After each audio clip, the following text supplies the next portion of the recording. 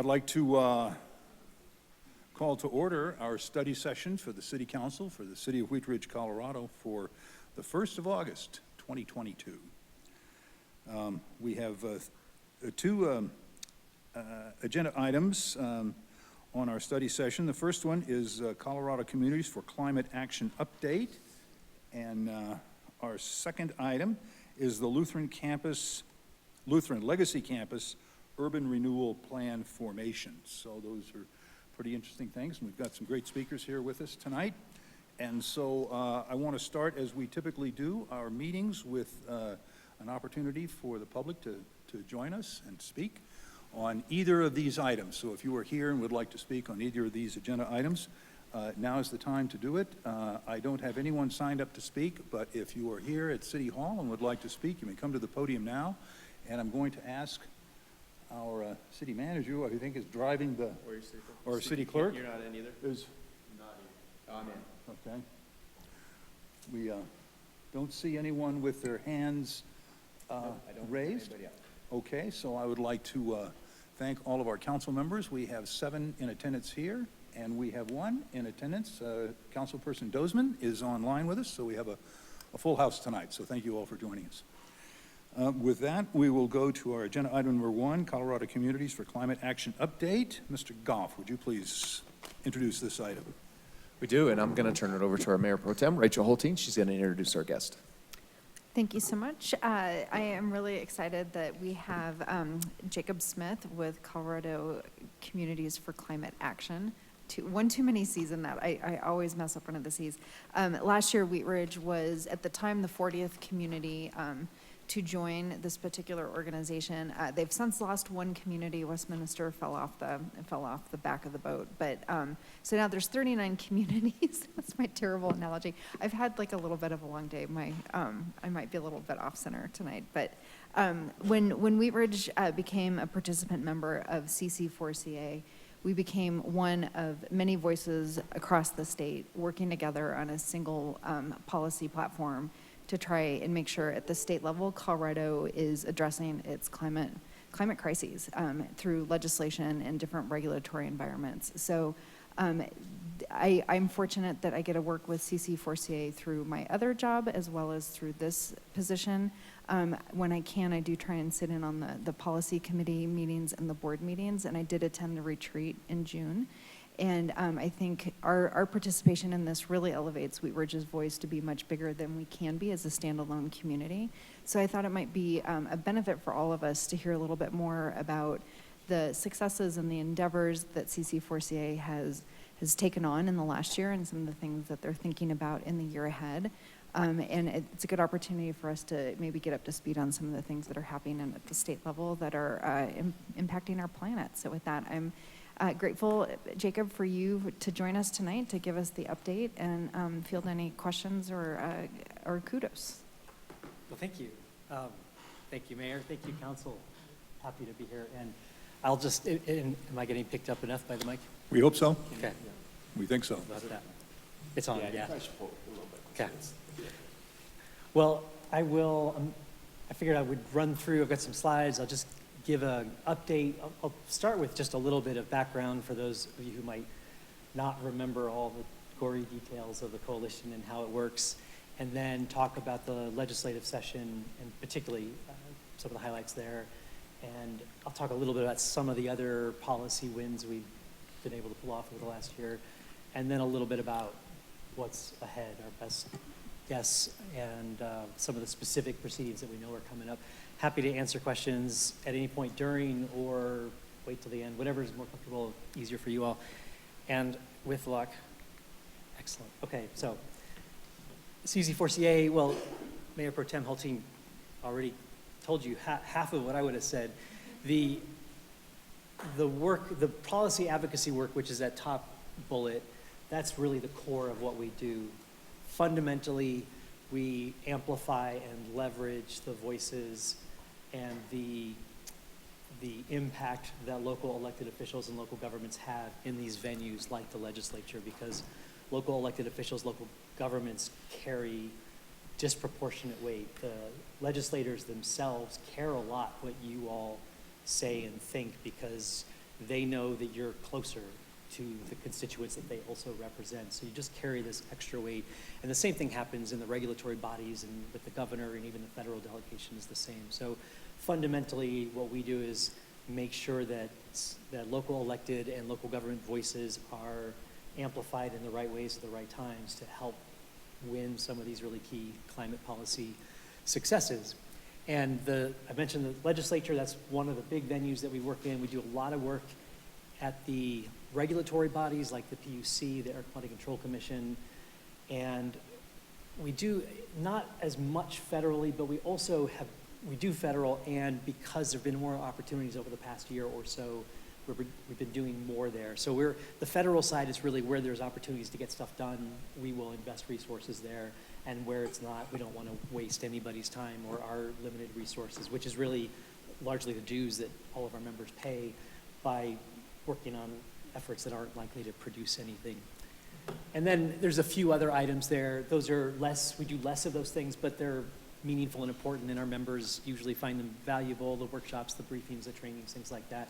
I mention that partly because if there's ever something that you all wish that we would provide some kind of a briefing on or a training on that might be related to how the legislature works or any of these other advocacy venues, please let us know, and we're happy to try and make something like that happen. And the members, you all have that list in your packet, so I won't dwell on this, but it is the list that Mayor Pro Tem mentioned. This is just from the retreat. It's a photo of, we had not 100%, but pretty high percentage of the member jurisdictions there, which is fantastic, particularly after this several years of trying to figure out how to do this by Zoom.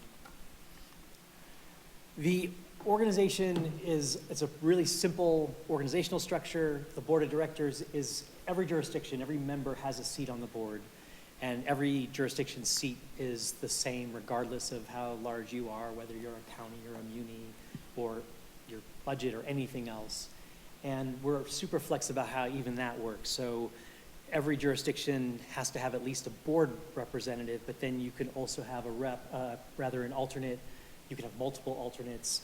Some jurisdictions, it's elected officials who serve in all those roles. Some of them mix it up. It really depends on the jurisdiction and the bandwidth and the staffing and whatever works best for you. So on our end, we're really flexible. We accommodate. I don't think we've ever been asked to accommodate something we couldn't figure out how to do. So the board really is the representation of the entire coalition. And on paper, I come from a nonprofit background, and on paper it's insane, a board of 39 people. Like it shouldn't be functional, but it actually works.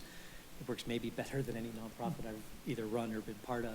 And I think it's partly because there's just so much alignment on the goals. Everybody's if you're a part of the coalition, you're here because there are specific policy goals that you're after, and the result is we're able to do a whole bunch of great work. Then there are the two committees that do the two kind of main committees. Finance is what you would expect, financial oversight and budget. And then the policy committee, which Mayor Pro Tem also mentioned, that's kind of that committee has oversight over the advocacy work. So all the pieces of advocacy, like the things I mentioned, legislature and rulemaking bodies, the policy committee's job is to look at all of that and make sure that those things are all adding up to the goals we're trying to accomplish. And then we have a legislative committee, and they meet pretty intensively, but largely just during the legislative session. Any position, for us to take a position on a bill at the state legislature requires the legislative committee, we call it the ledge group sometimes, for that group to give the okay to do it. And that's one of the mechanisms built in to make sure we don't end up crosswise with our members. We do our very best on the front end to make sure we know where folks are at and engage in all the conversations and due diligence to figure out what our position is. But then there's also this additional check, which is at the ledge group. The ledge group is the entity that makes the decisions about positions on bills. And then occasionally we'll put together ad hoc working groups, and those are really just focused on very specific problems. If there's some issue that we know we need to dig deeper on, and Mayor, I'm looking at the rest of your council. I'm not turning to you at all. They're the decision makers. I'm merely a figurehead. The ad hocs are really powerful for really short time frame. We need a bunch of extra work, and the ad hocs are great too because often it allows us to tap into deeper expertise within the jurisdiction. So we did one on building codes a while back, and we were able to tap our members for in-house experts on building code to build this ad hoc out and answer the questions we had before us. So the ad hocs are a way of doing that. And then I'll just mention, the one other thing here is we welcome as much participation as you all want. Some of our members have a single person who shows up just to the board meetings. Some of our members have multiple people on every committee and every ad hoc and testify all the time. It's whatever works for you all is great for us. We will make that work. All right, the ledge session, I would say 2019, 2021 were both pretty transformative from a climate perspective. When you add up all the stuff that got done, those sessions are fundamentally transforming the energy system in Colorado, how a bunch of the pieces that all lead up to GHG emissions and resilience work. 2022 was not transformative, I don't feel, but despite that, partly it's an election year, and partly I think there was just a lot of work that went into climate issues previous session, and so some of the legislators wanted to focus a little more on other things. But even so, we got a bunch of bills passed that are consequential, and some of them will have, I think, far-reaching impacts. The numbers are useful, I think, just for a sense of scale. Our goal is not to only pick bills we can pass. So our metric of success is not that we passed every bill that we worked on, but that we pass as many of the bills that we think should be passed as possible. And then often the passage ends up being these sort of fights, amendment battles, and compromises and negotiations. And often then our role is to make sure we're helping to nudge the shifts in the bill in the right direction. Or if we know there are going to be some real concessions, making sure that those concessions are as limited in adverse impact as possible. And from both a climate lens and a local government, particularly local government climate lens. So on the whole, we felt really good about this session, given that climate was not the top of mind for legislators in general. I want to talk about just some highlights, and here are 3 of those. The producer responsibility legislation, that's one of the really far-reaching bills. For those of you who aren't familiar with it, basically it requires what the bill defines as producers, so basically up the supply chain. It requires producers to pay into a fund and pay an amount that's based on the environmental footprint, basically, of the packaging that they use. So a lot of what the bill does is define what counts as packaging and what's product, and lots of gray zones, so how do those get sorted out. But fundamentally, anybody that either fits the producer definition in state or that imports into the state products, they're going to have to pay into this fund that's based on the environmental footprint. So if you're using highly recyclable, high recycled content and not very much packaging to deliver your product, think about toothpaste being in the tube itself and then the box and then the shrink wrapped package of 6 tubes or whatever. Like, that's the kind of stuff. This is going to create this very strong financial incentive for the producers to embed. It's essentially taking these externalized costs, which are the environmental cost of all these packaging decisions, and building them into the market itself. So the producers now have a genuine market incentive, economic incentive, to think about that footprint when they're deciding. And then all that money then goes to you all, to local governments. Basically, the fund will pay for recycling service across the state, and the idea is that every person in the state should at least have the same level of recycling service that they have of trash service. And some people will probably see an increase, an improvement in their level of service on recycling, but at least that's the bar. And the idea then is that any jurisdiction that has a recycling system, either out of pocket or they have a vendor, this fund will reimburse those costs. And for jurisdictions that don't, or just don't want to, they can choose to opt into a recycling service that this program will then offer. So basically, there's nothing imposed on local governments, but it gives you the option, if you want to tap these resources, to pay for whatever you do recycling-wise, whether it's you or your constituents that are paying for it. So the premise is really powerful, and we got the thing passed with a lot of industry support, and there were some concessions on timeframes and pieces like that, but in general, this is this is how we shift the markets overall to, it's a pilot or a prototype of how to internalize these costs that we've found ways to externalize for a long time. Air toxics, I'll say less about. That was a powerful bill that got whittled down. In even its whittled down form, it was really still impactful. There are a bunch of toxic air pollutants, I think it's 180 some, that the federal government has identified as such, but doesn't regulate, doesn't have regulations that are designed to protect the public from those pollutants.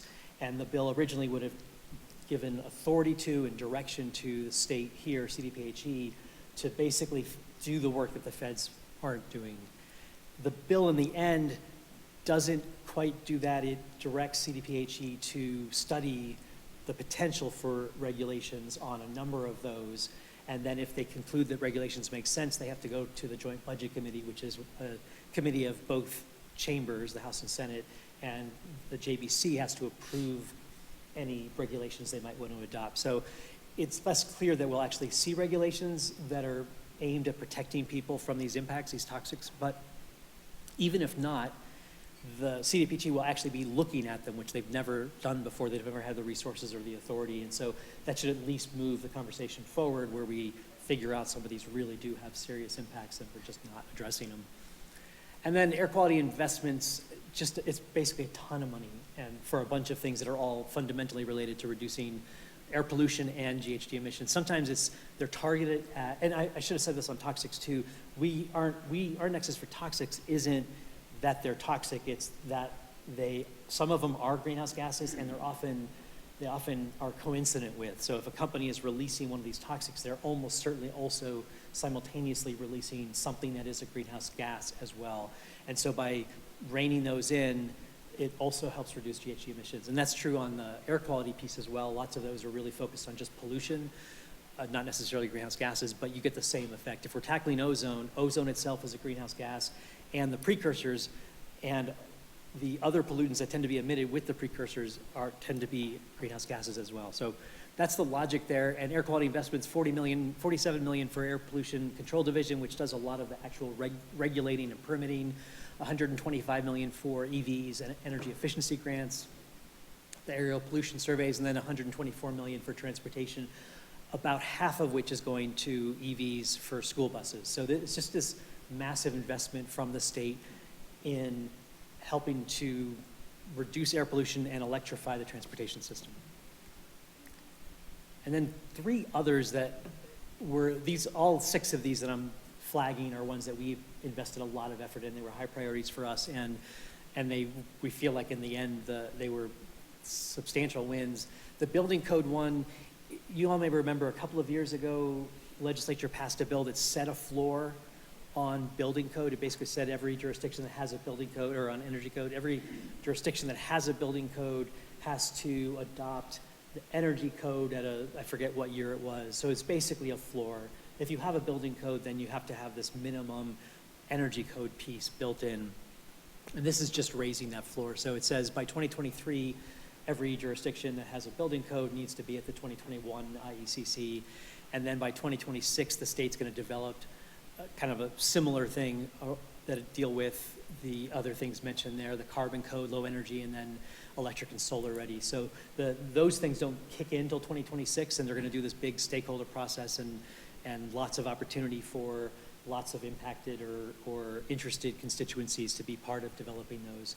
So I don't know where you all are at on building code, but when we reached out to our members, the answer we were getting is either we already have adopted the 2021, or we certainly will by 2023. So that felt across the coalition like this helps raise the bar. It's really valuable for other reasons, like it means individual jurisdictions aren't stuck in that race to the bottom on building codes. So you can't, as a jurisdiction, have the lowest possible code and be more enticing to developers as a result. And the end result, though, is still more expensive energy for the folks who live in those houses and those homes. And one of the things we found research servicing this year that compared the cost of building to these more advanced codes. And it turns out, as long as you have builders that are trained to build to these codes, then if there is an increase in cost compared to older building codes, that are in Colorado now. It's nominal. And then those residents really quickly make up the difference because they realize real savings in energy costs year after year. So with this legislation, was there any training funding that went into that? So I believe there were grants. I believe part of this included a fund for grants to local governments precisely for that. And by doing it across the board like that, that also helps on the training piece, because it means that the entire home building and contractor community, they're all going to be upskilling at the same time to those codes. So it just helps. The training can be more efficient and it's pervasive, and the net result is lots of people saving lots of money on the cost of making those homes. I don't know any of the details, and I don't know if they've set any of that up yet, but I'm happy to look into that and get back to you. And then the free transit one you may have heard of, it just launched today. It basically was a bunch of grants for transit authorities around the state or transit entities to make transit free in August. And the logic there is the original bill would have done it for the entire high season of ozone pollution. The end result was the sausage making produced just the 1 month, but it's still a month where we tend to have really high ozone levels on the Front Range. And now basically anybody who wants to travel on transit in any of those areas, including RTD, can do so for free for the entire month. And then Pegasus on the right there and Mustang are at half price for the month as well. So it's not free, but it's still heavily discounted to do some of that longer travel. And then finally, the disaster preparedness and recovery. It's basically an office and a system at the state level and funding to coordinate disaster recovery, which just hasn't really happened. So pull all the pieces of the state government apparatus together, lots of grant funding available, lots of support for communities when they experience disasters to make it easier for them to recover quickly. I won't go through all these, but just an example of some of the other bills gives some sense of the issues that we were dealing with. At the legislature, it's important, I feel like it's important to make sure you all know, I don't know if there's ever been a bill that we've worked on that wasn't in coalition. Basically, if you're going to pass a bill at the legislature, you're working with partners on that. So I don't want to make it sound like CC4CA single-handedly accomplished any of these things, but on all the bills that we worked on, we played a key role, and that's precisely because local elected officials and local governments are so important to the legislators. And then I won't go through this list, although I'm happy to talk about any of them if you're interested, either now or at some point later. But these are some of the regulatory successes that we've had over the past year. And partly I wanted to show you this list because one of the things you may notice is that many of these result from the laws that we get passed in the legislature the year or a couple of years prior. So often when we're successful at the legislature, the result is kicking off a rulemaking at one or more agencies. So one of the reasons we spend so much time on the regulatory side is that's where the rubber hits the road. That's where this stuff will either actually produce the desired outcomes or not. And most of these are the result of legislative efforts at the Capitol that then are kicking off these rulemaking efforts. I put this slide up because I wanted to give you a sense of scale. This is another one where the metric, our internal metric for success isn't how many people did we get to testify. Like our goal isn't to maximize the number of people who testify, it's to win these policy efforts. So it's more about getting the right people at the right time. But the numbers give you some sense of scale, how many people across the coalition of elected officials and local officials, staff are participating in ways that are actually the thing that gets us over the line on a lot of these wins. So you just get some sense of how wide across our membership that level of engagement is.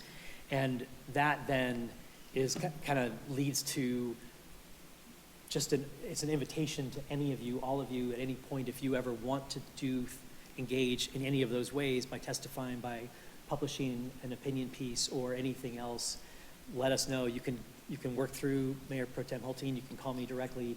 We will plug you in.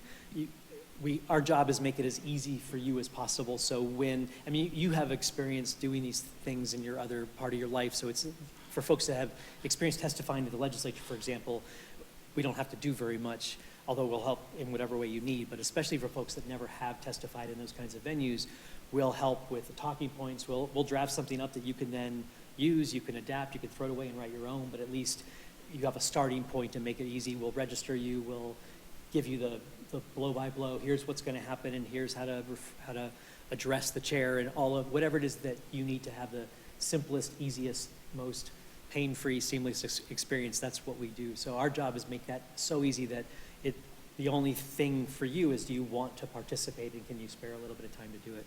Occasionally the hearings are really long and we can't control that, so it's not always a little bit of time. But often we can keep your time investment down. And then this is a list mostly of regulatory proceedings that we know are coming over the next year. And this really is, most of these really are direct results of legislation that we passed over the past several years. There are a few exceptions. The Inflation Reduction Act, that's the federal legislation that is now the big climate bill that seems to maybe have a path toward passage. I've long given up predicting outcomes on federal climate legislation, but that at least, there is a path at least, so that might happen. So we're putting a lot of effort there because there really is a path. Senator Hickenlooper unexpectedly has played this really crucial role. It's been really exciting to see, and maybe we'll pass that and see. If that passes, that will be the next level up of scale in investment in climate efforts across the country. Be pretty exciting, but that's an example of one that's not as a result of legislation here. And then the Producer Responsibility Organization, that is a result of that PRO legislation we passed this past session, but it's a little funkier. The industry itself creates this organization. They come up with the rules. They have to go to CDPHE to get approval for it, so there's the check to make sure they're actually doing it the way they're supposed to. But that was part of the compromise that made this thing work, is industry gets to actually run the process and decide how they're gonna implement it. And then there'll be this advisory board that has representation from a much broader set of constituencies. So that thing is gonna get ramped up over the next year.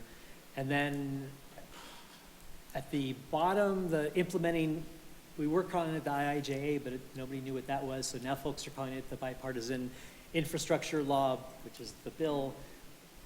I take no credit or responsibility for those acronyms, but this is the one that Congress passed last in the fall, and this is a huge amount of money that's already starting to flow. And from local government perspective, it's just this massive array of grant possibilities from a bunch of different agencies, a bunch of different requirements, a bunch of different match obligations, just this incredibly complex array. And most local governments don't have the capacity or resources or expertise to go figure out what they might qualify for. So we've been putting a lot of effort with some of our allies again to curate what those opportunities are, and we'll start find good resources and we've already started doing this, and then we've been ramping that up as the understanding of what's out there has been growing. So that's an example about, it's not regulatory, but it is implementation. We want this money to get out into Colorado communities to help good work on the ground. And then we'll have the legislative session again come January. I think that's all. So, there was one other slide I meant to include. I'll just draw your attention to it. It's in the packet. It is attachment 3, and just the first 2 pages. That's a list of what we call our 3 to 5 year goals, and those are like the real operational goals. We have the long-term vision stuff, but this is the stuff that really drives our advocacy. So I just wanted to draw your attention to those. That was a huge process with the board last fall. Lots of opinions, as you might imagine, about the best way to establish goals, but we came up with something that everybody was comfortable with. And when the policy committee sits down to think about what are we going to do and how do these pieces fit together, these goals are the very specific things that they're orienting that work around. I will stop, and I'm happy to answer any questions. Thank you. Thank you. Good, Or also welcome, if you guys have things that we need to know, if you're encountering barriers, state policy level barriers that we could work on, if you see opportunities at the state level for us to do things that help you do your climate work or just help from a greenhouse gas perspective here, I'd welcome any of that as well. Great. Councilor Noslerback? Thanks. I just had a question about just in the legislative previews that you gave. So the Office of Preparedness, is that through the governor's office, or is that through is it through a specific state agency? I'm not sure. I will Okay. look that up and get back to you. Because then the Resiliency Office is through Department of Local Affairs, right? Yeah, I think that preparedness office might be through the Department of Public Safety, but I'm not So through like, yeah, the, 100%. DHS, Let me yeah, find out okay. and I will okay, confirm that. thanks, you. just because that's helpful for us to know where we go for some of that funding that probably comes through those different offices. And then I think I had, oh, and then I just wanted to make another just point to kind of double down on how easy it is to participate in this process. You know, you can participate over Zoom in any of the state legislative hearings, and it is a little inconsistent as to, like, they'll give you a time frame that it could happen between 10 a.m. and 10 p.m. sometimes. But if you can be available on Zoom, you don't necessarily have to go down to the Capitol. And the state legislators, so many of the bills were really rushed through in the last few minutes of the legislative session. And so a lot of the local community voices weren't able to be heard. And so if you can and have the time and that interests you, it's a really easy way to participate and make sure that people are hearing what's going on in Wheat Ridge. And thank you, Jacob. Councilor Hulteen. Thank you, Mr. Mayor, and thank you, Jacob, for that. I mean, I've been tracking this, and even that, you know, impresses me with all the work that's been done, just the participation that we've had through you and just what's happening at the state level. I do have a question for you. So I now am receiving the CC4CA emails, and there's oftentimes a lot of really good information in there, as well as sometimes timely calls to action for us to reach out to legislatures.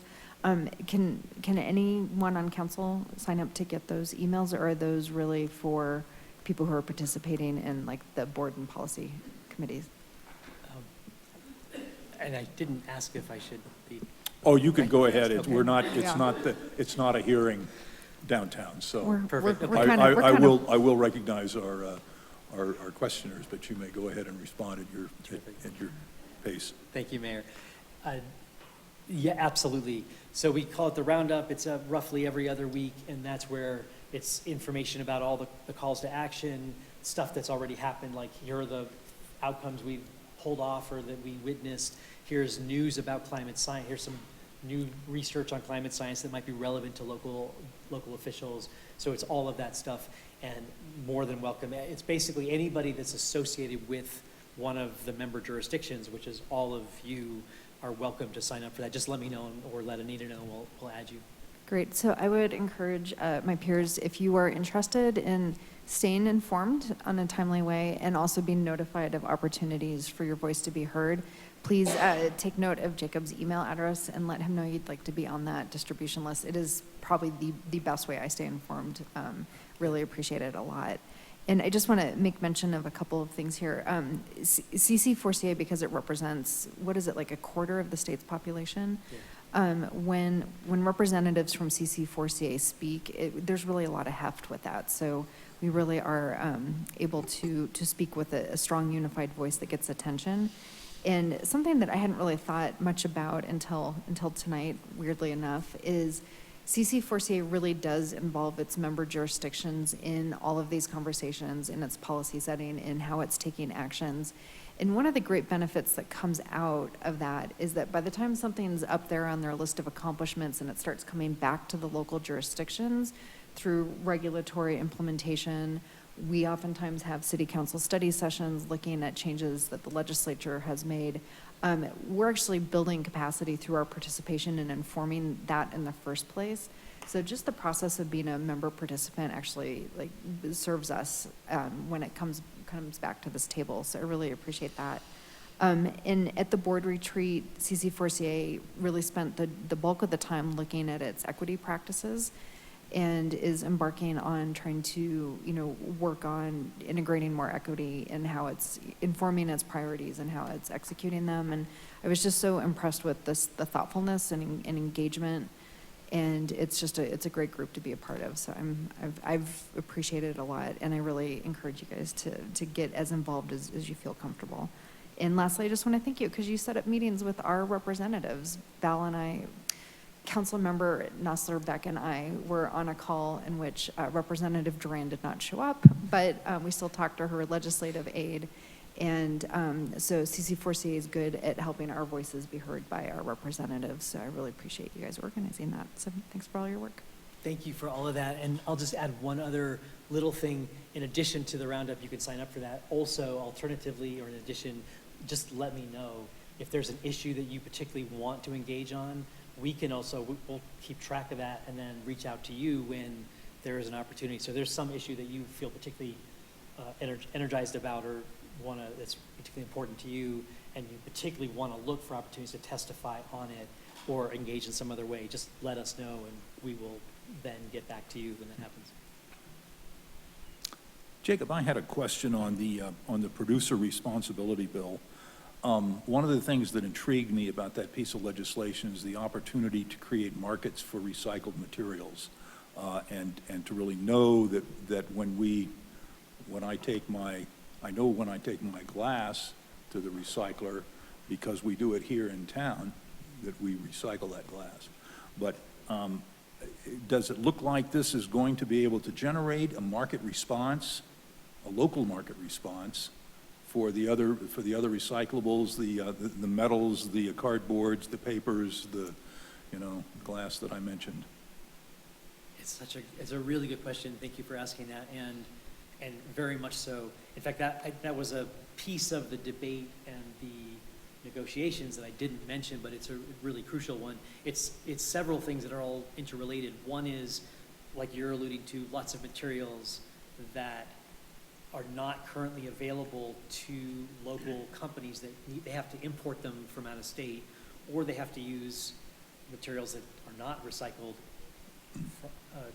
in their products or their processes.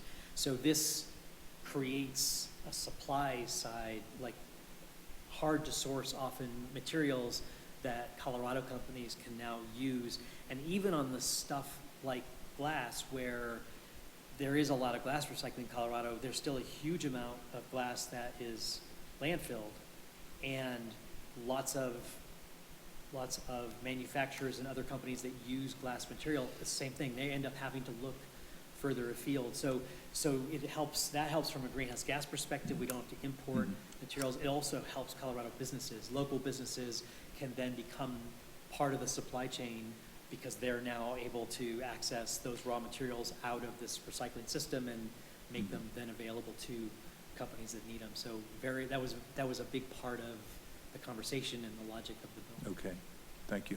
Thank you. I had another question about SB 180, which is the, RTD Zero Fare for Better Air that we kicked off today. Have you heard about results around it, because the other MPOs throughout the state are working on this? Is there a pretty robust outreach to their populations to avail themselves of this opportunity? I don't know. I know that among our members, there's at least some effort. I don't have a sense of the scale, but we are nudging all of our members to reach out to their constituents, to their residents, to post on social media, tell stories about riding transit that like it was actually easy and comfortable and safe, because it usually is in most cases. And so I know that that's happening. I don't know the extent of it, and I don't have any sense at all with areas that are not part of our members. I mean, it looks like that, your members are sort of up in the Roaring Fork and the Northern Front Range and some of the other more rural communities. Yep. So I was hoping that they'd be able to get that. Yeah, I can probably report back to you in a few weeks. Well, it only started this morning, yep. So you're quite okay on that point. Additional questions for Mr. Smith? Mayor Pro Tem Holteen. Thank you. This is just a prompt. So in my roundup that I got, I've forgotten, I'm actually presenting on the 26th for a transportation forum that CC4CA is hosting.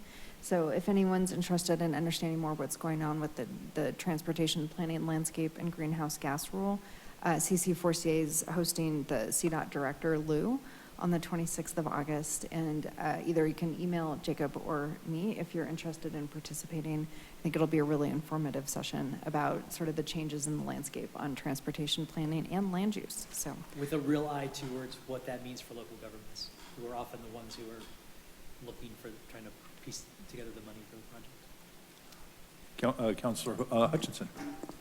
Thank you, Mayor.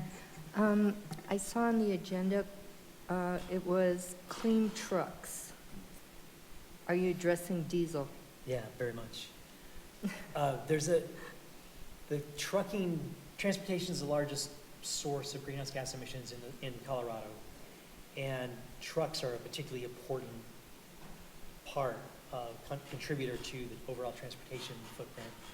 And this is another great example of where tackling air pollution, conventional air pollution problems, you're going to get these huge greenhouse gas benefits as well. So diesel trucks are just exactly that. So the clean trucks work has a bunch of components. The state has a clean trucks strategy, and it's pretty good. A lot of the state strategies are pretty good. The question is implementation. And that strategy includes some rulemaking work, and it includes a bunch of the things we mentioned here, that just the money to support the trucking industry in deployment of EVs. And it may end up with trucks, it may end up being more hydrogen. A lot of the challenges is still on the early side of the research and development required to, at scale, power really large vehicles carrying large loads. But there's a bunch of money flowing into, let's figure out how to do that. And charging station infrastructure, to the extent that those vehicles, some of them will be electric, a ton of money going into charging stations around the state. So very much the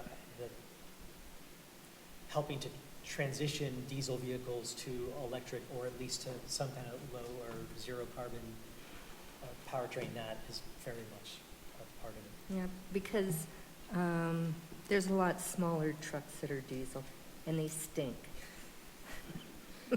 Well, and on the smaller vehicles, the EV piece is probably going to pick up a lot of that also, because we're seeing, a lot of the delivery trucks now are increasingly electric. So even like the Amazon size, and the postal service is purchasing a huge number of vehicles of the size they use that are electric. So I think that smaller size vehicle, smaller size truck, that market is going to be way ahead of the large trucks. Yeah. That's already starting to happen, and all of these investments are going to help get us there. Thank you. Yeah, thank you. Yeah. Thank you. Any additional questions for Mr. Smith? Well, Jacob, thank you very much for joining us tonight. We really appreciate the work that you do, and appreciate your coming and reporting on us, and good luck on cleaning up our air, water, land, and the other things that we have out there. So, Thank you, Mayor. I really appreciate it. Thank you all for having me. Please reach out anytime. okay. Thank you so much. Sorry to interject. I think my raised hand was missed. I just had a quick question. So sorry. This is a great overview as far as legislative successes and goals that would like to be met. Are there any metrics that you're using, and do you have a timeline of when you plan to come back to council to discuss direct impact and successes from these policies? Yeah, I'm not sure where the camera is. I don't know where to look, but There's one right up there. All right. That's probably the best one. So, yes, very much. A lot of the metrics are shorter term, like we look at the session and map out what do we think we can get done, and then hustle there and try to get the bills passed, and then track we're heavily engaged in implementation. And so those kinds of outcomes we're tracking, they're kind of shorter time frame, and we're tracking them all the time. The bigger ones are those 3 to 5 year goals that I mentioned, and those are in your packet. Attachment 3, the first couple of pages just list those goals. And those are the longer term, and those are the numbers we're targeting. So those are things like percentage of waste diversion that we divert in Colorado. And they're not always easy to measure, but they're measurable things, and they aren't measurable. You can't really detect those changes on a short time frame. We need longer time frames because of how the data is collected. but we will know how we're doing on greenhouse gas emission reductions and solid waste, and how much funding is actually getting deployed for community transition work in the coal communities across Colorado, which is another one of the metrics. So yes, very much. Actually, you made me prompt one other question. The last 2 years, we've of course had a Democratic sort of run at the top of the governing structure downtown. We have an election coming, which what do you see coming up for the next legislative session, and how are you handicapping your chances or the CC4A in the upcoming election? I don't have a good answer here because the election is so uncertain. So we are thinking through what are the scenarios, and they're like the basic scenarios are pretty limited in number. Things stay the same, the chambers split, or there's a sweep, Right. and everything flips is kind of the basic map. And for us, we have some sense of what those each look like, but we'll just adjust to whatever it is. If the legislature is favorable to climate legislation, we will do a lot of the same kind of work there and push the ball forward as much as we can. If it's not, there's still a ton of regulatory work that is happening and is very consequential and is the difference between previous bills being successful or not. So sort of the rulemaking and the implementation strategies through the various executive agencies, more or less. Yeah, if there aren't avenues at the legislature to move climate policy forward, then we'll probably play some defense there, I would imagine, if it's really hostile to climate, and then we'll just work to protect what's in place now. But a big chunk of the work then will be implementation. It's basically when we can move things forward to the legislature, we will, and when we can't because the politics aren't there, then we'll focus on areas where we can actually make meaningful change. Okay. Thank you very much. You bet. All right. Thank you all. We appreciate you joining us tonight. Thank you. All right. We will go now to agenda item number 2. This is the Lutheran Legacy Campus Urban Renewal Plan formation. Mr. Goff. Yes, sir. Thank you, Mr. Mayor. I will start off this evening, but we do have Steve Art here, our Economic Development Manager, and also Corey. Can you see him? Yep, Corey Hoffman is on Zoom. He is the Urban Renewal Authority's attorney. He's double booked this evening with several meetings, so he is joining us with Zoom. And Shane Nicholson, our Vice Chair of the Urban Renewal Authorities here, and Janice Hoppy is also on the board. So, but tonight we want to talk about some of the opportunities that the city is seeing, most recently with the redevelopment of the Lutheran Legacy Campus. So you all know a new hospital is being built at Clear Creek Crossing. This really opens up 2 great opportunities for our community, a whole new Clear Creek Crossing development, but also a potential redevelopment of the current campus. You all know we went through a master planning process. That master plan was adopted on October 25th of last year. That process was really to set a framework for the future development of the site and to get input from the public, which we did over an 8-month process.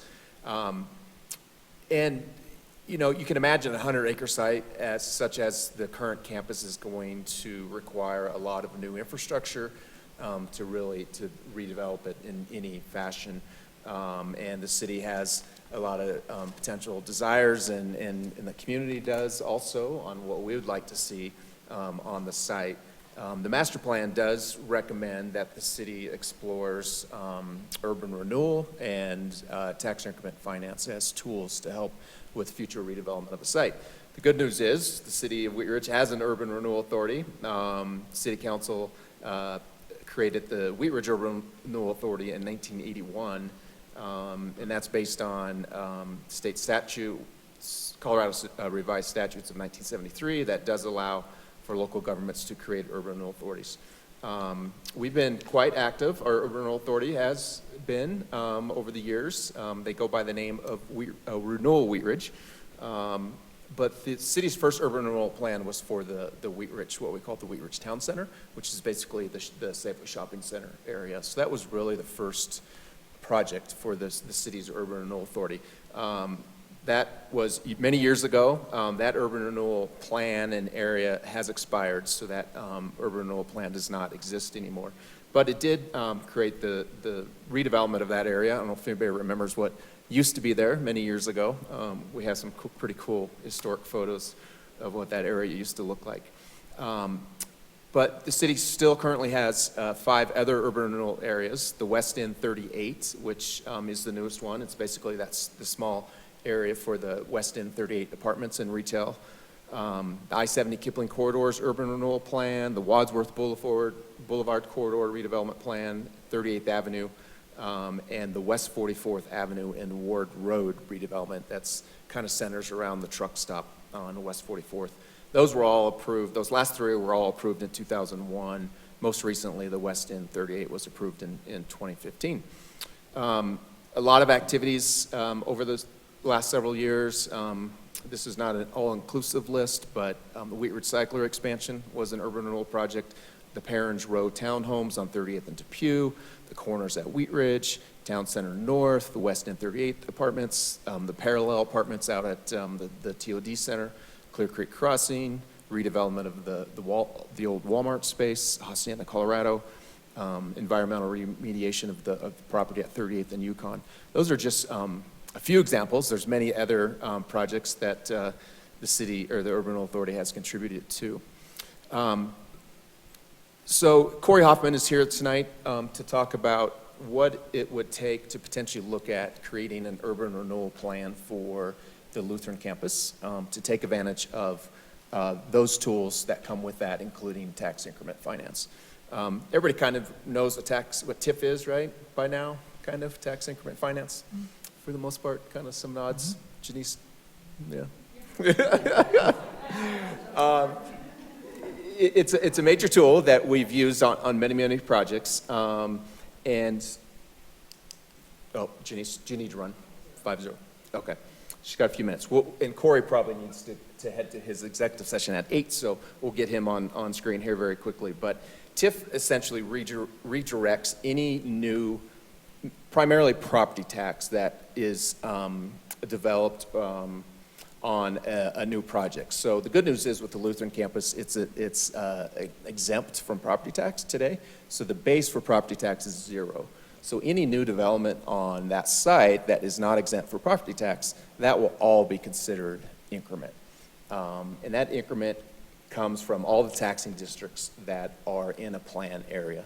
So primarily the county, Jefferson County, the school district, and any special districts, fire districts, water, sewer districts, anybody that assesses a mill levy, and the city, of course. So through TIF, the Urban Renewal Authority is able to capture all of that new revenue, property tax revenue, and use it to put back into that development to help pay for infrastructure, mainly public type projects or activities.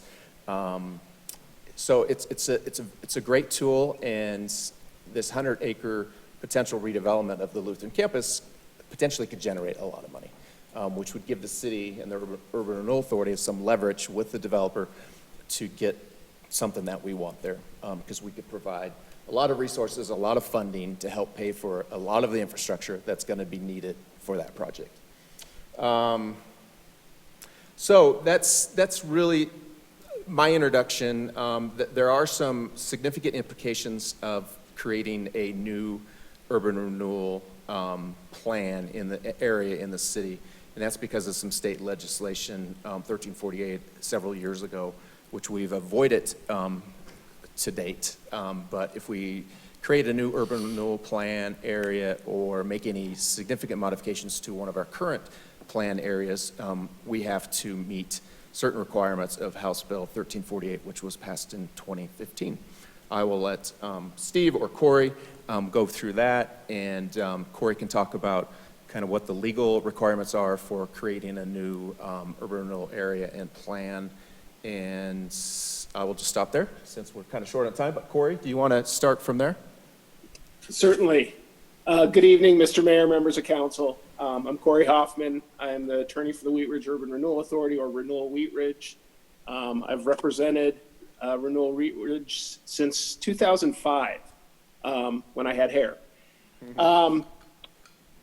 I think I'm going to focus more than anything else on what's different now than it was pre-January 1st, 2016, because the city of Wheat Ridge has not considered an amendment to an existing urban renewal plan or a new urban renewal plan since the 2015 adoption of the West End 38th plan. And in large part, it's because adopting an urban renewal plan has become much more difficult. First and foremost, though, it is the city council's job as a matter of policy to adopt an urban renewal plan. And then the job of the urban renewal authority is to implement the city's plan. So this decision about whether or not to consider adopting a plan in this area or any other area is a job solely for the city council as a matter of policy. And effective January 1st, 2016, there's a second pretty significant policy issue anytime the city council is looking at amending an existing plan or adopting a new plan area. And that is that it will expand the urban renewal authority to, it's currently has 7 members. And if a new plan is adopted or an existing plan is amended, it will go to 10 or 11 people. Mandatorily, there are 3 additional seats. The first is a seat of Jefferson County that the county commissioners appoint, and that individual may or may not be a member of the commission itself, but it is a member appointed by the county commissioners. The second member is a member of the school board, and it has to be an elected official of the school board. And then the third member is 1 special district representative, and the special districts that impose a mill levy select from among themselves who that member is. And then because that creates a 10-member board, the statute allows the city to appoint an additional member to continue to have an odd member. But what that means, practically speaking, is that those additional members are part of the Urban Renewal Authority for every purpose.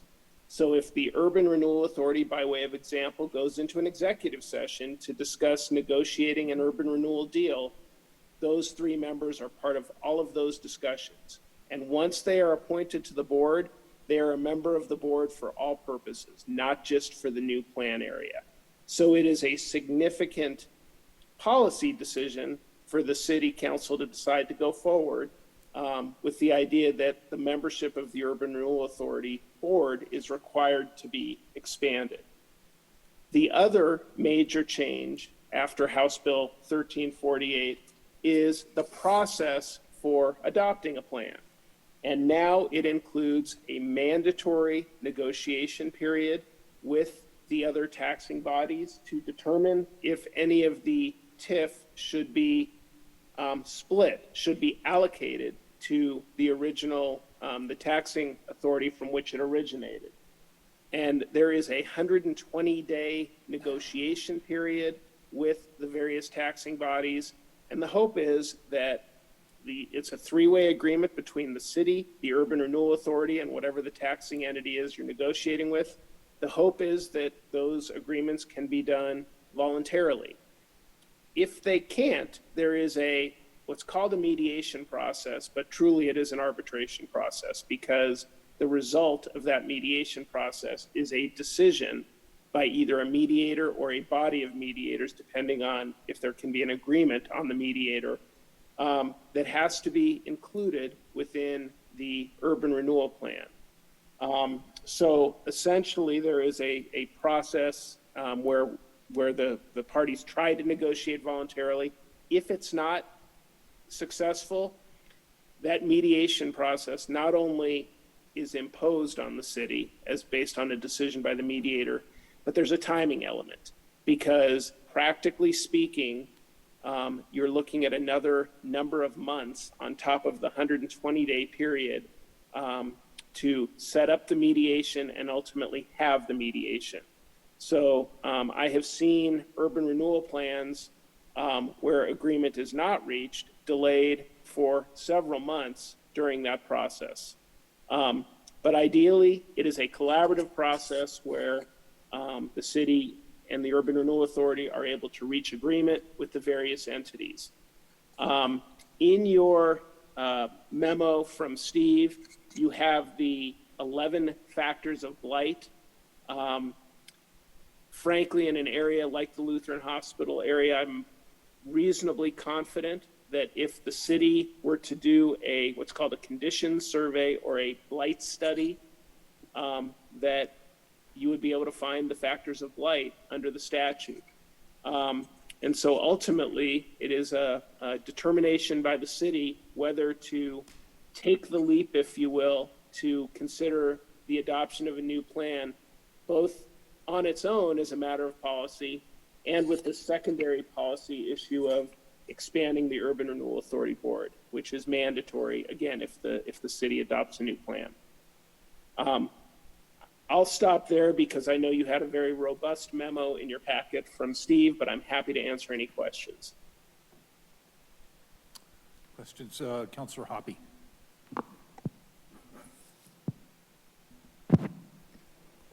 Thank you, Mr. Mayor. And thank you for that, Corey.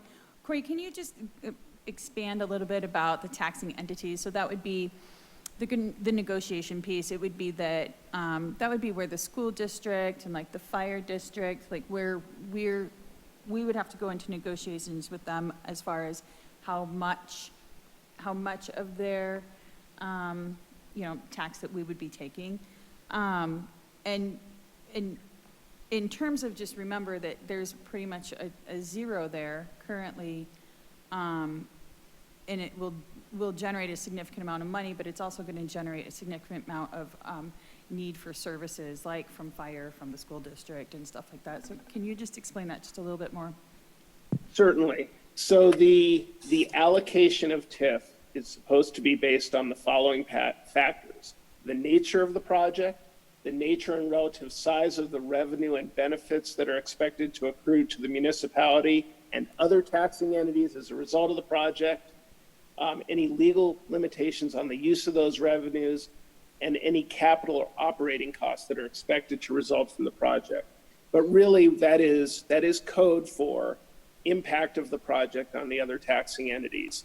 And there has been a lot of, I guess, adversarial proceedings over the years related to urban renewal in the legislature, and there's been litigation about the impact of urban renewal on those taxing entities. So by way of example, you mentioned the fire district, and if there is new development that is absolutely new area where the fire district would have service obligations where it didn't before, if you have, for example, an assisted living facility, you may have more calls for service than you would have previously. On the other hand, if you have rehabilitated buildings that previously were not sprinkled and in the after condition are, there's always an argument that actually there's less services to be provided. So it is the back and forth, the negotiation between those taxing entities that, again, collect a mill levy within the urban renewal area and what the impact of the project is on their ability to provide services in the urban renewal area. And, each taxing entity could be impacted differently. I will admit to a bias that I think good urban renewal raises everybody's revenue over time. And there is a market adjustment, if you will. The base is not frozen once urban renewal, once the clock starts. And so under the assessor's reference library, which is the document that teaches assessors or guides assessors in how to allocate between TIF and base, the base grows over that 25-year period, and the TIF, the property tax increment, is generated only based on redevelopment activities within the urban renewal area. That is the TIF, and that is the TIF that is also subject to being split or allocated with the other taxing entities. Mr. Mayor, if I could add to that real quick, too. Yeah, so just so council's aware, we do have the authority has a standing agreement with the West Metro Fire District to share 50% of what their increment would normally have been on a project.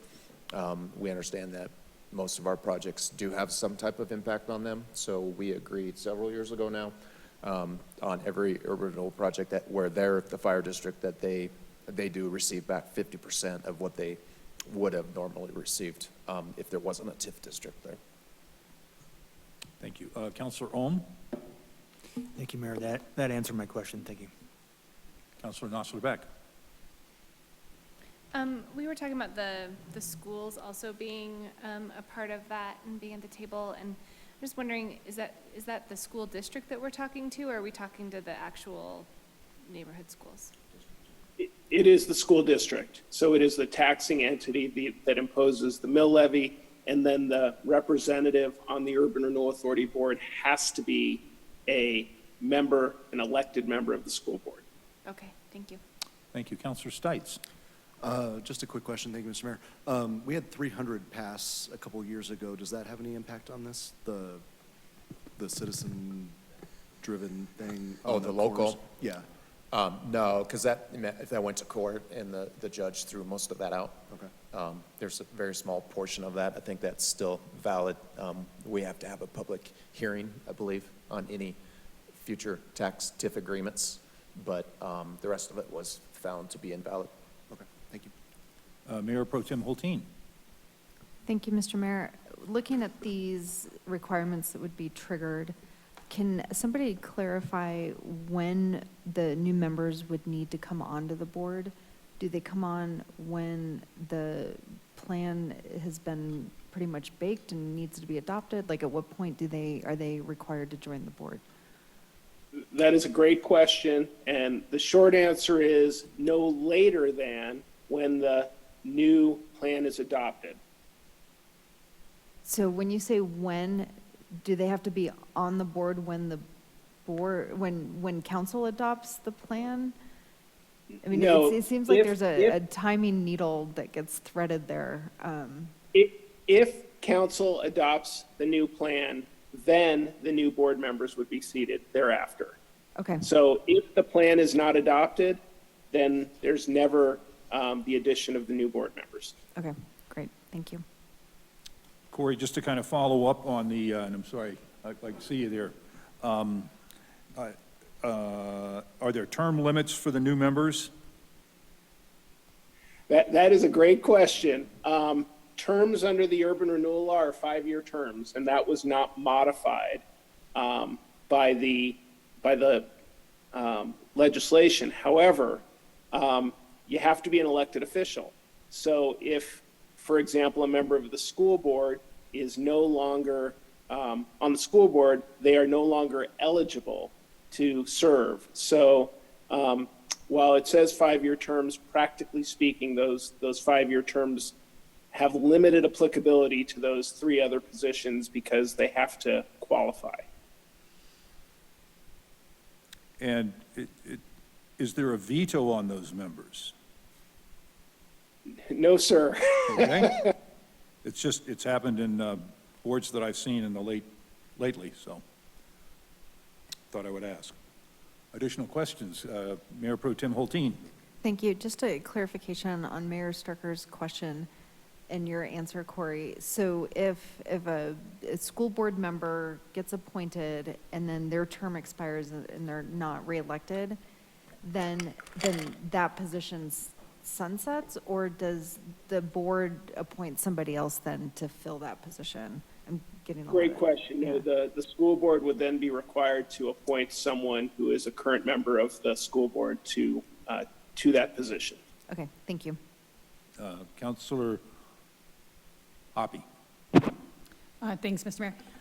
Yeah, one thing I just want to clarify is that, and just make sure it's really understood, is that if we do this is a door we walk through, we don't go back through it. Those new members will be a part of our Renewal Wheat Ridge.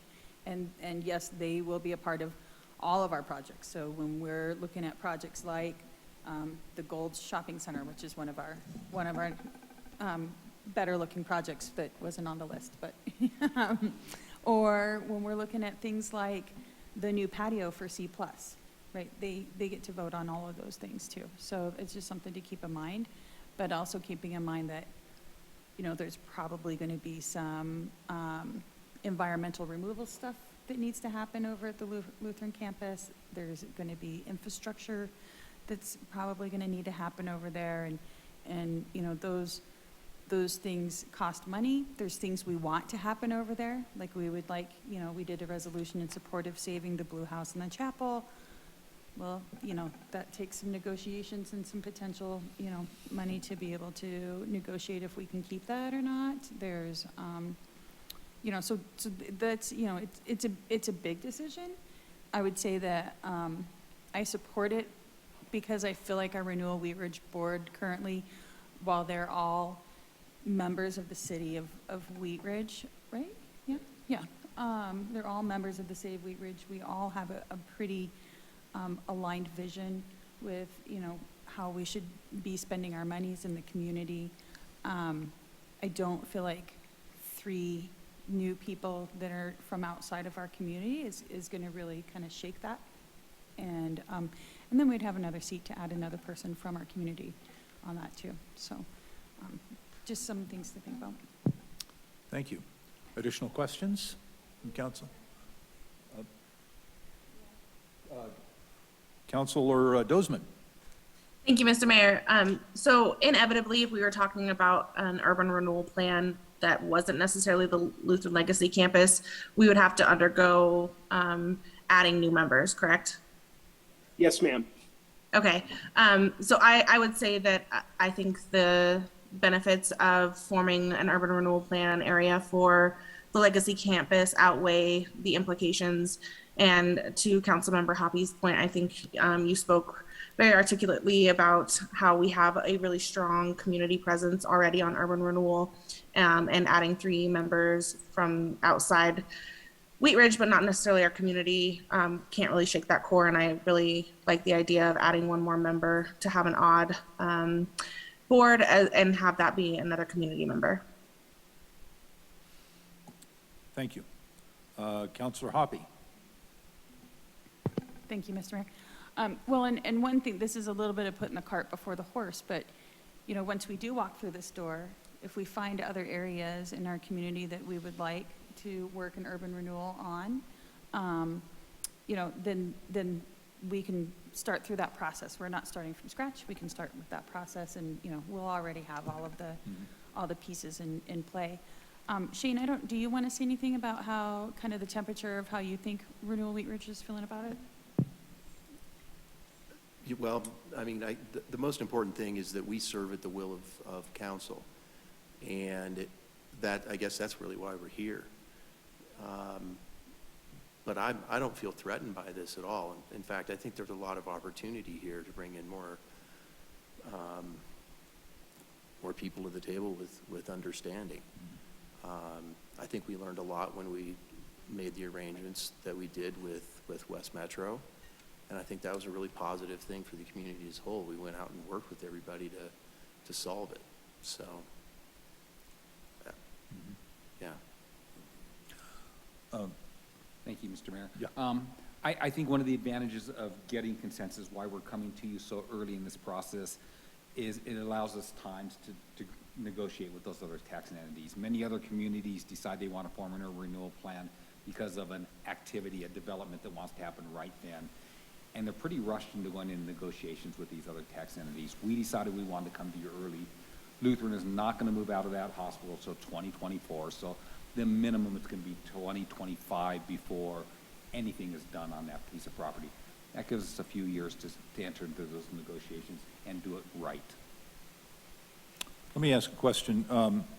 3 of these areas were entitled in 2001, so that's 21 years. That's, you know, about through a 25-year cycle. We did not start the clock on those until January 1st, 2016, so they all go till 2040. Okay. While we formed them in that year, we didn't start the clock until prior to 1348 passing. Okay, so those 3 are, that was 2040? And what about the other two? All of them will be 2040, They're all 2040. all 2040. That makes it really easy to take a note Yes, on that. That'll it be is on the easy for us exam. too. So. Other comments or questions? Mayor Pro Tem Holteen? Thank you. When, should we walk through the store, do we need to modify any of our documents or policy to reflect the addition of the additional positions? Is there, is it in our charter or is it in our code where we mandate the makeup of the Urban Renewal Board? It is actually in your code. It is section 24-24, and so yes, that would need to be modified. Okay, so it's not a charter modification. That was the bigger question. Okay, great, thank you. Additional questions? Counselor Knossler-Beck? This is just a comment. I was on Urban Renewal before I was on council, and it's really great to see you, Shane. And I just was part of the conversations that we had in the West Metro piece and more voices at the table. And I really think having our schools at the table too on this will be really important. And so I'm in full support of this. Terrific. And thanks, Steve. If we don't have any more questions, council is seeking consensus and direction from council whether to authorize Urban Renewal Wheat Ridge, or Renewal Wheat Ridge, to begin the process of creating a new urban renewal area and plan for Lutheran Legacy Campus. Do we have, let's show of hands for support for that? Looks like we have unanimous consent to move forward in that direction. Does that answer kind of the questions that you were looking for? Terrific. Thank you so much. Thanks, Steve, for joining us tonight. Thanks. Steve, Shane, yep. Thank you, Corey, for being here. Thank you. Good night. Okay. That will conclude item number 2. We will now go to staff reports. Mr. Goff. Just a couple quick items. Don't forget, we do not have a meeting next Monday night, but we're going to keep you busy tomorrow night if you can show up tomorrow afternoon for our National Night Out. Don't forget about that, 4 to 7 at your parks that you chose. We do have staff liaisons for each park that will deliver everything you need, so all you have to do is show up and smile and shake some hands and kiss some babies, right? Well, if you've got a mask on. And then August 15th, we're going to keep you really busy the next Monday, so we send out another email this evening with a survey we're asking you to fill out on affordable housing. So some really intriguing, great questions in there that we want your feedback on by next Monday, the 8th. So if you can check that out, it's about a 10 to 15-minute survey. You should have got that email this afternoon. I'm sorry. Not on the 8th. The survey, we're asking for the survey to be done by the 8th, then we have the meeting on the 15th, starting at 3:30 or 3:30. We're having a workshop from 3:30 to 5:30 here upstairs, and then dinner, and then down here we'll have our study session all about affordable housing. So it should be a fun evening. Last thing, I just want to inform council, I think you're all aware of current situation with staffing and cost of living and salaries and prices going up left and right. We are, as part of the 2023 budget process, we are doing a market analysis of all of our positions to make sure that we're competitive. Unfortunately, we thought we did a pretty good job last year of catching up, and I think we're behind already in certain areas. So we, as a lot of cities are doing, we're going to do a mid-year adjustment to some of our salaries, and a lot of cities are looking at that. Just we're going to call, we don't typically do a cost of living increase anymore. We do market analysis and market adjustments. We're going to call this one a cost of living increase to catch some employees up with the cost of living.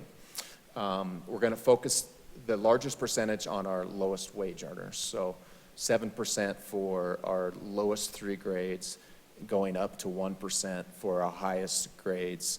The department directors and myself are exempt. We will not see anything. It's going to be about a $215,000 impact this year. We have the money in the budget. We're going to do that, and we're hoping that's going to help with some of the cost of living that everybody's struggling with these days. And it's also going to help us with the impact that we're going to potentially see for the 2023 budget. It's going to get us that much further, so we can take a little bit of a bite of the apple now this year, and that will reduce how much we need to do next year. So just want to make sure everybody's aware of that. We're hoping to that'll start August 1st. Actually, it won't. The increase won't happen until the check on the 14th or 15th of August. So any questions about that? So thanks. That's all I got. Okay. We will go to elected officials' reports. I'll, let's see, turn around and start with our clerk, Kirkpatrick. Anything tonight? Thank you, Mr. Mayor. I am only simply the first person who has had an opportunity to acknowledge that Council Member Valerie Nosler-Beck was recently honored as one of, I'm sure I'm going to blow this name, one of the most 25 influential young women in the state of Colorado. Did I get it close, Val? All right. And it's an amazing accomplishment. It reflects well on the council and on the city, and I just wanted to give you a round of applause. All right. That's all I have, Mr. Mayor. Thank you. Thank you. I had a question on that. Where are you in the photo? That was the winner from last year. There'll be a new photo. So you're not even in that photo. I tried to pinch that thing as big as I could. All right. Well, congratulations. Okay, we will go to elected officials' reports. Raise your hand, Mr. Stites. Thank you, Mr. Mayor. Let's see, this past Saturday, District 3 had Art on the Farm again, and so that was a good showing, I believe. And then I got to spend Saturday playing bunco just up the street here with a bunch of Wheat Ridge residents, raising money for breast cancer with the Terry Neve Foundation. So that's something that Personal Achievement Martial Arts and we support every year, so that was really awesome. And then Ms. Weaver and I are looking forward to seeing everybody at Discovery Park tomorrow for some fun face painting, and we're gonna have we're gonna have a lot of fun. The judges will be around. Awesome competition. Okay, Councilor Hulteen. I am happy to declare District 2's Neighbor Night Out will actually be the greatest. We have the only bouncy castle. We have piñatas, and we have the AT-ATs giving bike rides in the back of the pedicab. So we hope everyone will stop by Randall Park between 4 and 7. Like everywhere, we will have pizza and yummies, but and Councilor Ohm gets all the credit for the bouncy castle. So, so we hope to see you there. A couple of things. So earlier there were questions about zero fare kickoff. I was excited. I took the 44 bus for free to work this morning, and it was delightful. And I hope everybody has a chance. I'd like to challenge my peers to take the bus three to 5 times this month if you wouldn't normally, and take it fun places you wouldn't normally think of taking it. It's really fantastic, and it makes a difference in our air quality.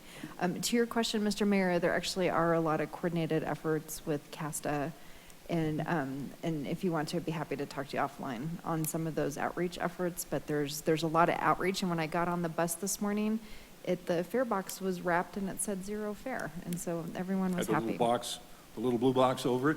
Yep, had a little blue box over it, Okay. so nobody had to drop a dime. Was ridership up? Yeah, I actually took it a little bit later. I'm used to taking it at 8 when it is kind of a commuter, and I managed to not go into work until I was working, but I didn't go into the office until the noon bus. And I would say there were probably like 10 or 11 people on it, which for the middle of the day is pretty busy for the 44. Okay. So, yeah. So ride the trains, ride the bus. You can even go to DIA for free this month.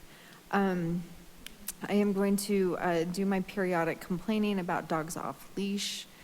It is still a problem. There are so many in my neighborhood. I walk my dog late at night, and I walked her at 11 o'clock last night, and a dog came running up to us while I was bending over to fix the neighbor's sprinkler head that was out of alignment. And so just please, everybody, dogs on leash. It's the law, and it's a good idea. And then the other thing, I spoke with Patrick about this, but I'm going to put in a formal request for the city to do some safety improvements around the Clear Creek Trail, where it comes in front of the Indian restaurant there, the Yak and Yeti. It's a really heavily used regional trail, and there's a lot of conflict between cars and bikes, and I think there's some simple things that can be done to improve safety there. So I've got my eye on that, because everyone's out riding these days. So that's all I got. Thank you. Okay. Counselor Weaver. Just to piggyback on Counselor Hulteen, apparently I did not know that Counselor Hulteen was fixing people's sprinklers at night, but you're welcome to come over to the farm and do that.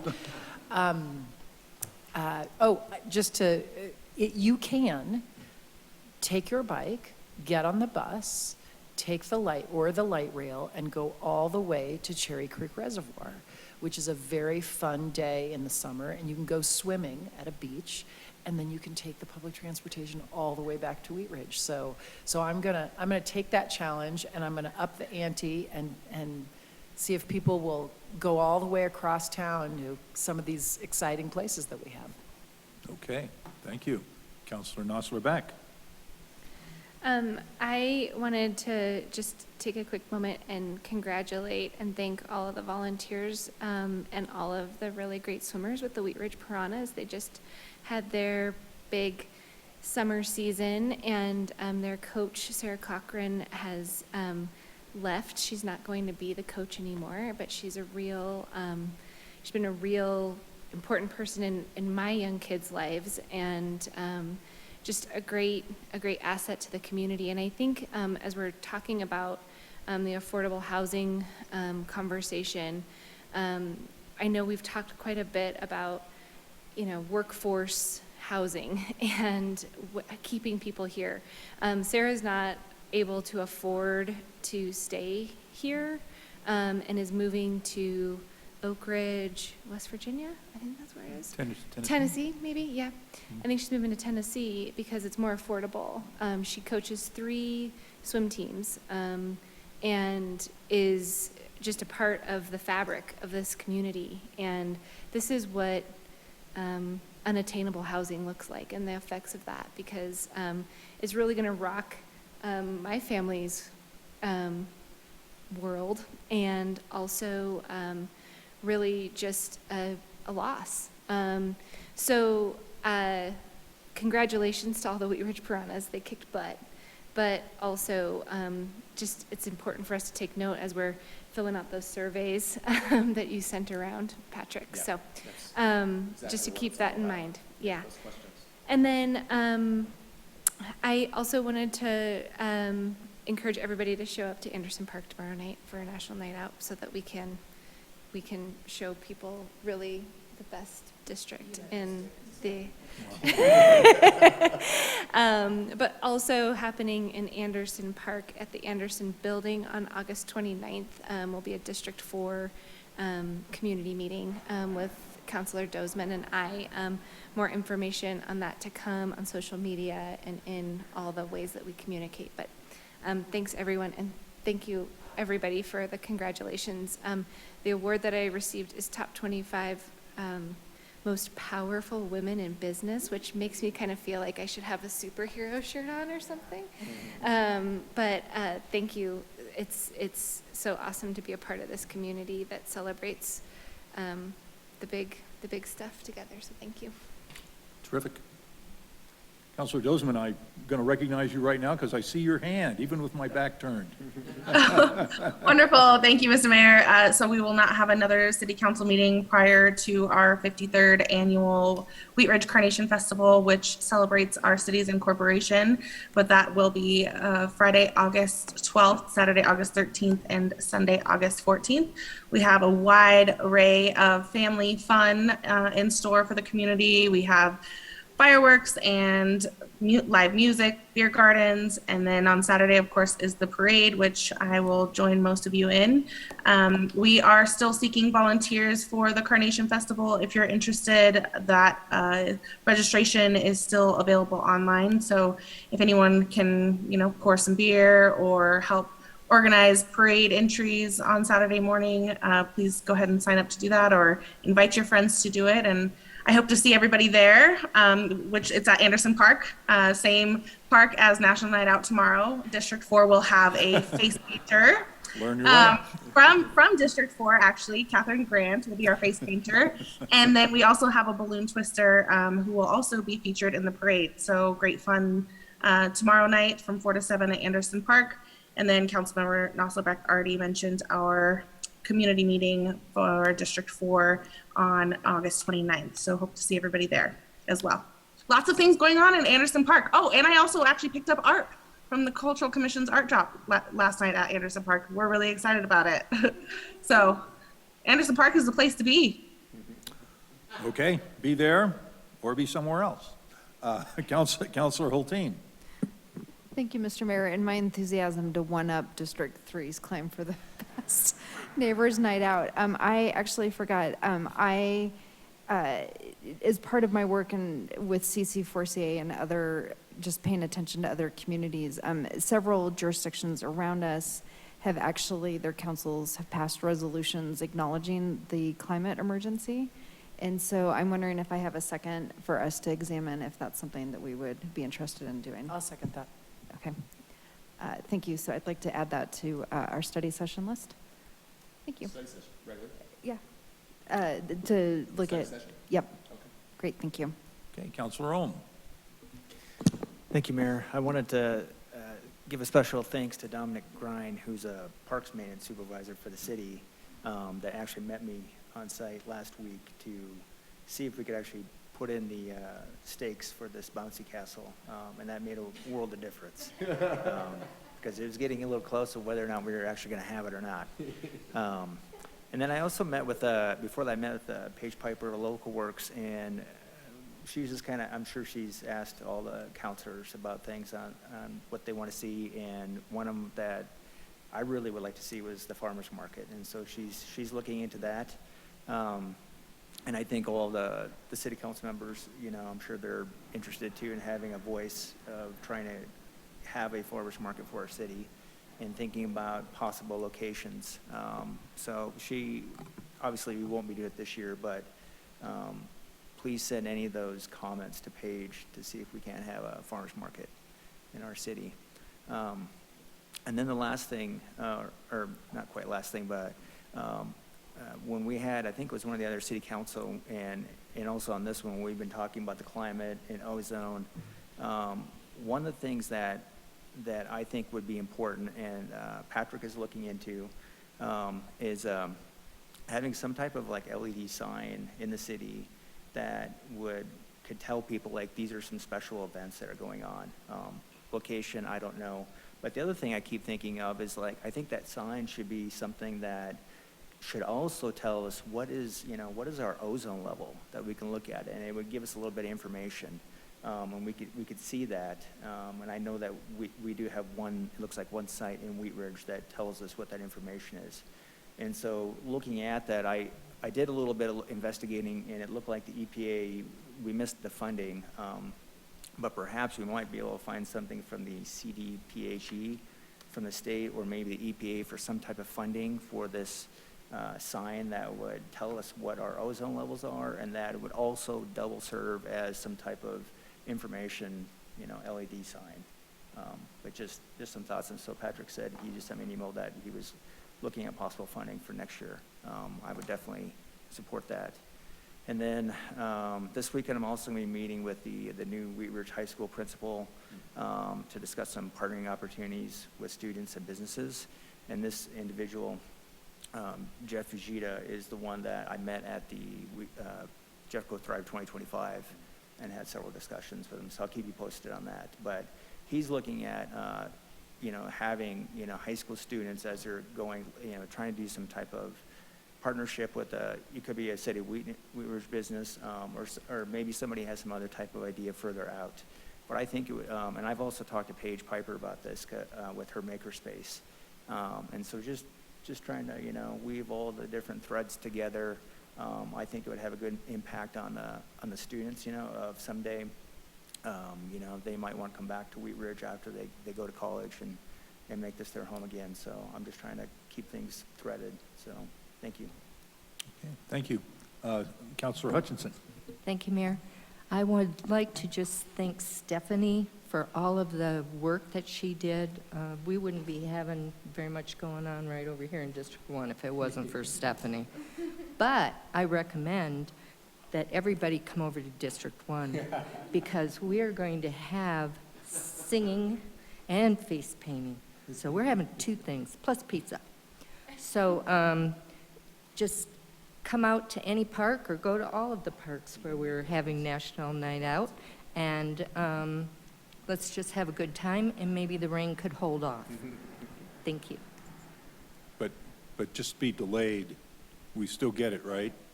8 o'clock. Okay. Okay, all right. I'll appreciate everybody being here tonight, and thank you to our guests for their presentations. I want to mention that second Saturday and Coffee with the Mayor will not be held this Saturday the 13th because we're all going to be at the parade. So I hope everybody will make it to the parade, make it to the Carnation Festival. We've got great stuff going on around our little town, best town in Colorado. So if there's no more business to come before the council, we will stand adjourned, and we will not be in session next week, but we will be back here the week following. So, good night, travel safely in our city.